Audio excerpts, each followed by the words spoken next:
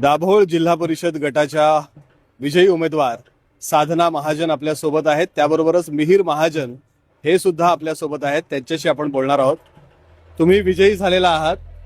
तुम्ही पहिल्यांदा निवडणुकीला सामोरे गेलात, तर या विजयाबद्दल काय सांगाल? नमस्कार. पहिल्यांदा निवडणुकीला सामोरे गेले. मतदारांचा जो काही प्रतिसाद होता तो उत्स्फूर्त मिळाला, कारण माननीय मंत्री महोदय नामदार श्री योगेशदादा कदम यांच्या माध्यमातून चाललेल्या विकास कामांचा पगडा आणि त्यांचं नेतृत्व हे जनतेने स्वीकारलेलं आहे आणि पुन्हा सिद्ध झालेलं आहे की शिवसेनेचा हा बालेकिल्ला आहे. म्हणून मिहिर महाजन आपल्या सोबत आहेत, जे पडद्यामागे होते जोरदारपणे. मिहिरजी, काय प्रतिक्रिया आहे? सर्वप्रथम मी सगळ्या मतदार बंधू भगिनींचे मनापासून आभार मानेन.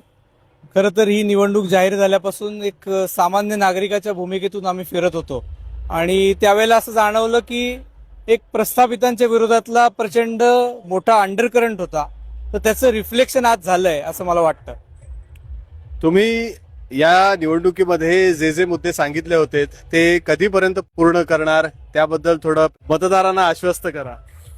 नक्कीच माननीय मंत्री महोदयांच्या मार्गदर्शनाखाली आम्ही जे मुद्दे घेऊन निवडणुकीसाठी उतरलो होतो ते मुद्दे वन बाय वन ज्या पद्धतीने आम्हाला शक्य होतील आमच्या कार्यकाळात आम्ही ते पूर्ण करण्याचा नक्की प्रयत्न करू.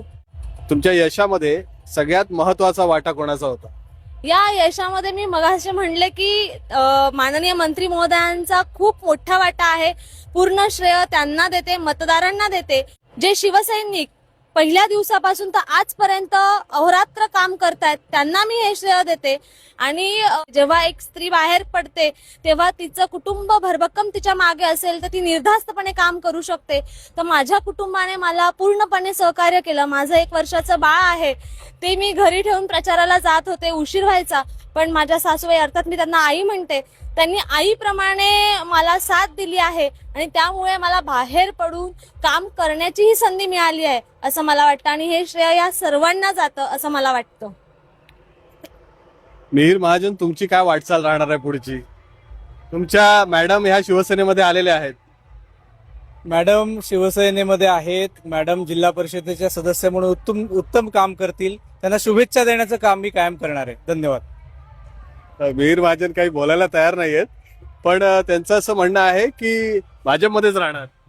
मी कोणत्याच राजकीय पक्षाचा पदाधिकारी नव्हतो आणि आताही नाहीये. तर त्यांचं असं म्हणणं आहे की मी पाठीमागे भक्कमपणे साथ देणार आणि त्या विकास कामं करतील अशी अपेक्षा सुद्धा त्यांनी व्यक्त केलेली आहे.